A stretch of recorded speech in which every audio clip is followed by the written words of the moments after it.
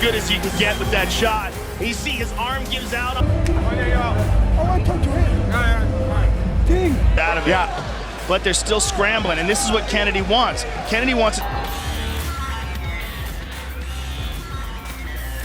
His nickname was Soldier of God, but when Yoel Romero stepped into the cage, people didn't see the divine, a body that looked sculpted by CGI, and a trail of controversy that made fans ask one thing: is this guy even real? How his physique pushed the boundaries of what fans thought was natural, and how that almost ruined his career. We'll dive into the 2016 drug test fail that turned out not to be his fault. The Soldier of God is a man who looks and fights. The tainted supplement that sparked a lawsuit, and how Romero flipped it all into a legal win worth millions. But it gets crazier. After a spinal injury nearly ended his career, doctors fused his neck with titanium rods. No one expected him to come back, yet he returned and still knocked people out cold. Let's be real. The first time most people saw Yoel Romero, they didn't think fighter, they thought cyborg.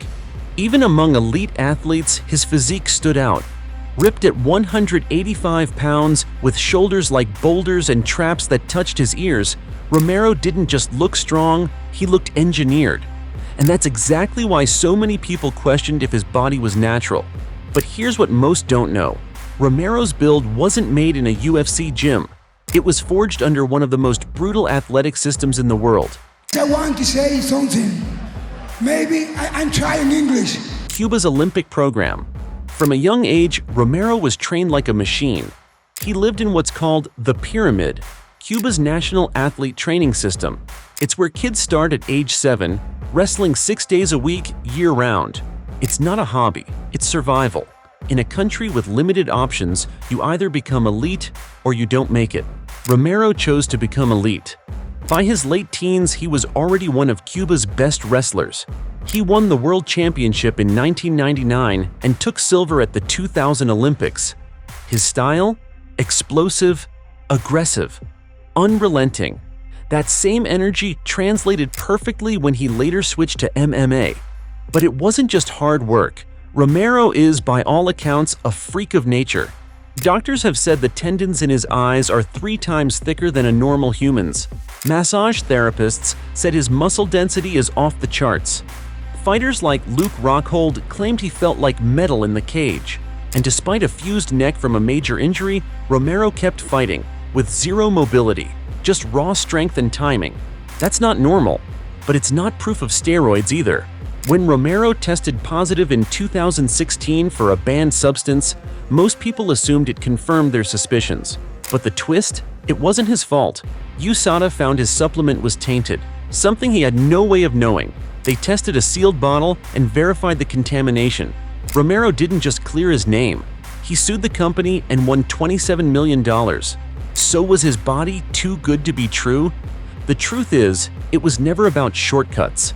It was decades of training under military-style systems, freak genetics, and an Olympic mindset. Yes, it looked impossible, because it kind of was. Romero didn't break the rules. He broke expectations. He wasn't built in a lab. He was built in the fire, on sweat-stained mats, under pressure, over time. And that's why, to this day, even at 46, people still can't believe what they're seeing. Because Yoel Romero isn't just a fighter with an insane body. He's proof that sometimes the most unbelievable stories are real. Romero's physique alone raised eyebrows. But the controversy didn't stop there. Because in 2016, the impossible finally happened. He failed a drug test. After years of speculation, the headlines hit hard. Steroid accusations exploded online. For many, it was confirmation of what they'd always suspected.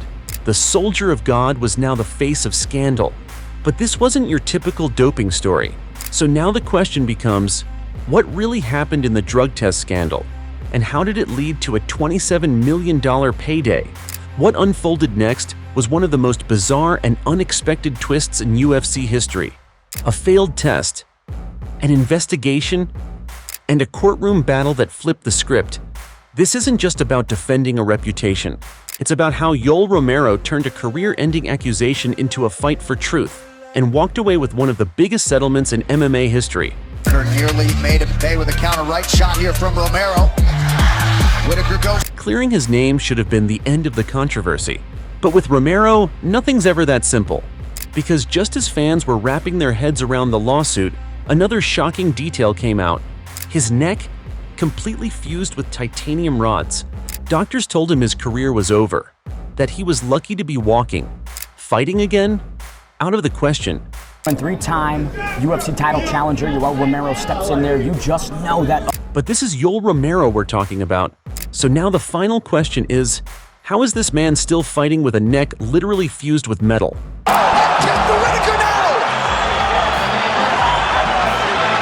We're about to show you how Romero came back from a career-killing injury, how he adapted his entire fighting style with zero neck mobility.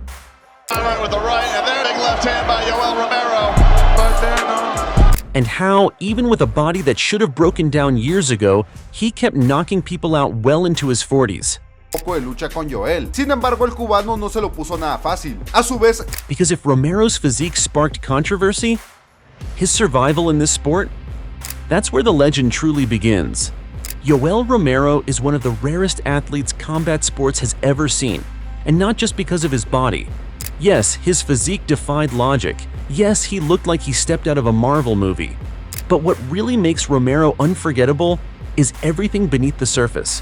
This is a man who trained under a ruthless Olympic system, defected from his country for freedom, survived a shattered neck fused with metal, was wrongly labeled a cheater, and fought back not in the cage, but in court. The